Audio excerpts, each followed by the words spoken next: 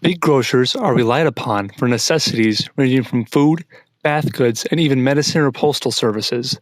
However, the current trajectory is in a current state which fails many who are dependent upon them. Big grocery names have become synonymous with large shopping centers and districts in the suburbs. This means that grocers become centralized along highways and other key thoroughfares in an effort to increase catchment areas. Because of this centralization, suburbs become hindered by USDA-defined food deserts. These are based on census tracts and can be defined by household income, access to vehicles, and distance to grocery store. This means some go hungry or have to be supplemented by food shelves and charity. The current supply-demand relationship is pretty linear, where the residents are on the bottom and become mandated to patron stores which are most adjacent, and in turn must buy goods from suppliers chosen by the stores. This means products come from across the country. Other fruits and vegetables even come from other countries. These products come from large farms and manufacturers who have the ability to keep up with the demand of chain stores, all the while cutting small farmers out from the system completely.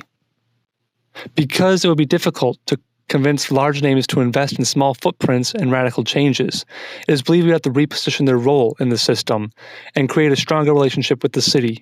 It is believed the city would have to have a strong hand in jumpstarting the system.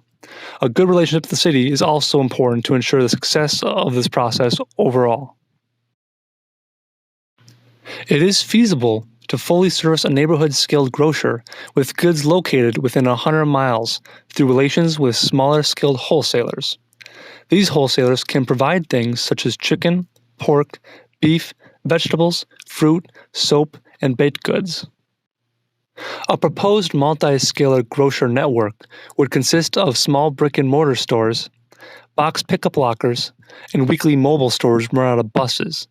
In order to aid in the mediation of food deserts, it is important an access point be located within the confines of highways, have an access point located within each hindered census tract, and be located within a couple blocks of a transit stop.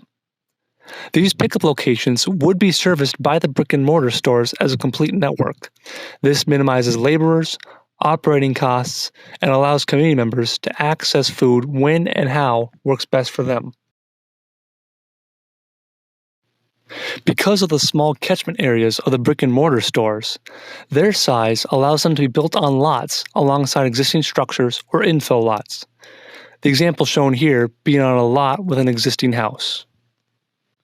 These would be operated as regular grocery stores where people could come daily during opening hours and get groceries off shelves. These would also house the buses that service the bus pickups.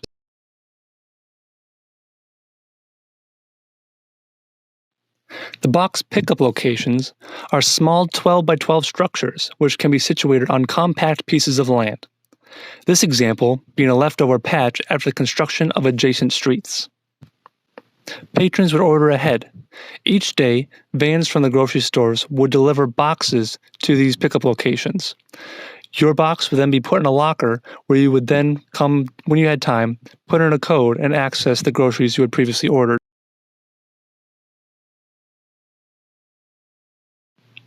The bus model allows for pickup at various locations. A city bus would be retrofit to house food. Patrons would then catch a bus at public institutions, such as parks, libraries, or churches, in this case being a library. Patrons then walk through the bus, picking up the groceries that they need, and then pay at a service tent on site.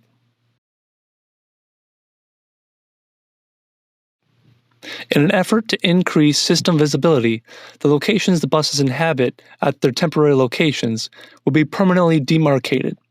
In this example, the parking spots which become overtaken by the buses are permanently demarcated as a new region painted red in the parking lot.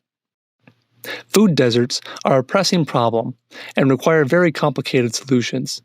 It is believed to help mediate these, good relations with key authorities, local leaders, and citizens in the neighborhoods is important.